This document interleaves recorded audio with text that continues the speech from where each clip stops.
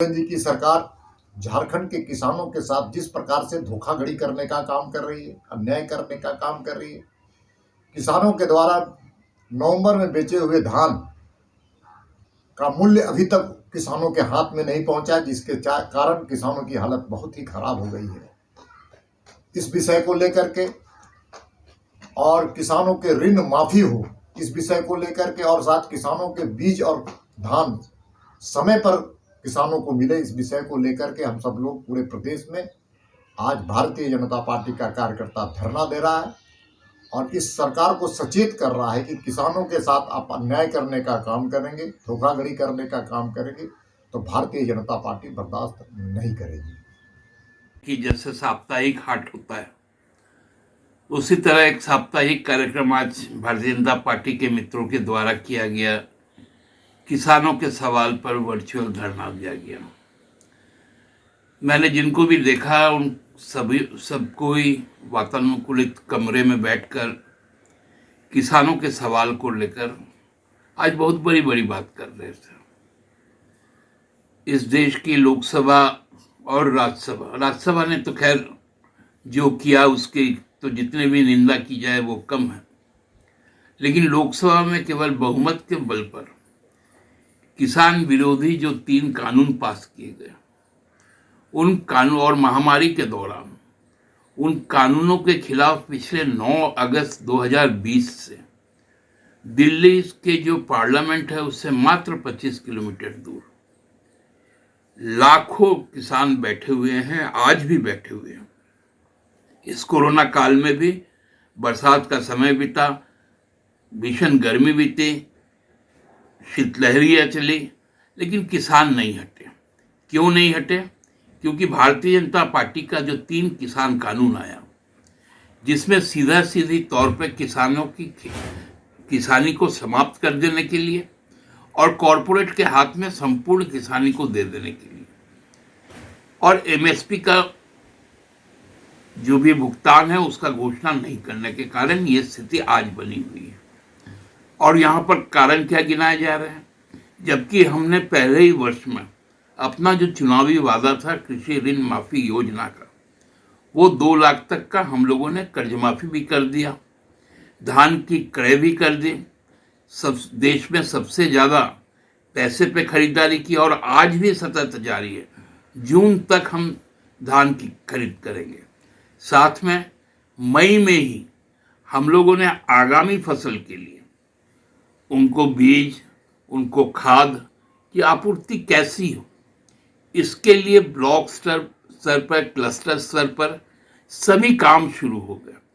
इससे बौखला गई है भारतीय जनता पार्टी, क्योंकि किसान के सवाल पर उन्होंने देखा कि पश्चिम बंगाल में जब पंजाब के, जब हरियाणा के, जब उत्तर प्रदेश के, जब राजस्थान के किसान नेता लोग आए थे तो किस प्रकार से उनको हार का मुंह देखना पड़ा।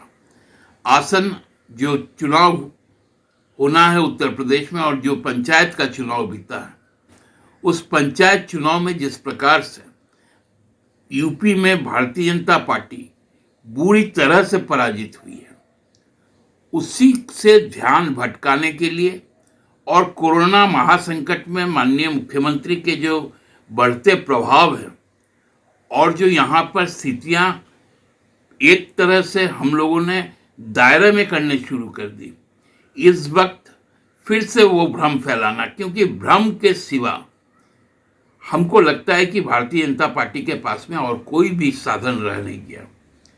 आप कहते हैं आप अपना पिछले 5 वर्षों का धान क्रय का दिखा दीजिए। 1600 रुपये में आपने धान क्रय किया था, करने की बात की थी। एक भी धान आपने अपने कार्यकाल में नहीं खरीदने का काम किया। बीज का वितरण नहीं हुआ, उनसे सब्सिडी ले ली गई। ये सभी चीजें आज डेली, जब से पश्चिम बंगाल का 2 तारीख को 5 राज्यों का चुनाव आया है, का नतीजा आया है, आप देखेंगे कि प्रत्येक दिन डीजल पे औसतन 10 पैसे से लेके 60 पैसे तक और पेट्रोल पे 1 रुपये से लेकर 1.5 रुपये तक की बढ़ोतरी की जा रही है। ये किस पे आप अधिभार डाल रहे हैं? ये डीजल का मार्क किस पे आप दे रहे हैं, ये समझने वाली बात है। और अब ये नौटंकी बंद कर दीजिए। किसानों के बारे में यदि सोचना है तो जाइए ना दिल्ली, आपके तो बहुत सांसद हैं, यहाँ से जाके बोलिए कि भाई किसानों के सवाल पर सरकार को चुप नहीं रहना चाहिए, केंद्र सरकार को। वहां से सुराहा निकाल के ले आइए। आप बताइए कि अंबानी और अदानी के वेयर हाउसेस को बंद कर देना चाहिए। उन जो बड़े बड़े वेयर हाउसेस हैं वहाँ अस्पताल अस्थायी तौर पे कोविड के लिए खोल दिया जाए। क्योंकि इस तरह से बातें को भ्रम में रखकर आप लोग हासिल क्या करना चाहते हैं, इससे आपका, देखिए आप जिस परिस्थिति में कर रहे हैं ये कार्यक्रम, मुझे कोई आपत्ति नहीं है, बस आप अपनी पिटवा रहे हैं। क्योंकि मुझे एक सलाह देनी थी आप लोगों को कि खेतों में जाइए ना, ओलावृष्टि हुआ है, फसलों को नुकसान हुआ है, हेमंत जी ने उसके आकलन के निर्देश जारी कर दिए हैं। किसानों के बीच में जाकर बैठिए, उनसे बात कीजिए, उनकी समस्याओं को जानिए और तब आकर एक सहयोगात्मक सहयोग कीजिए। आप बताइए कहाँ कहाँ किसानों की क्या क्या समस्या है आपके 5 साल के राज्य में। इस राज्य में लगभग 2 दर्जन से ज्यादा किसानों ने आत्महत्या की। हमारे आज अल्पकालीन जो 1.5 साल का लगभग का शासन हुआ, एक भी कहीं से किसान ना प्रताड़ित हुआ और ना किसान की कोई शिकायत आई। तो ये सारी चीजें बताती है कि आप कितने हतोत्साहित हो गए हैं। और बड़ा बड़ा नेता लोग को भी आज हम देखें, बाबूलाल जी भी आज, उनका तो आवास हर तरह से सुसज्जित है। और भी कई पूर्व मंत्रीगण को देखे, प्रदेश अध्यक्ष जी को भी देखे। देख के अच्छा लगता है। कोरोना काल में आप लोग टीवी में आ जाते हैं, सोशल मीडिया में आ जाते हैं।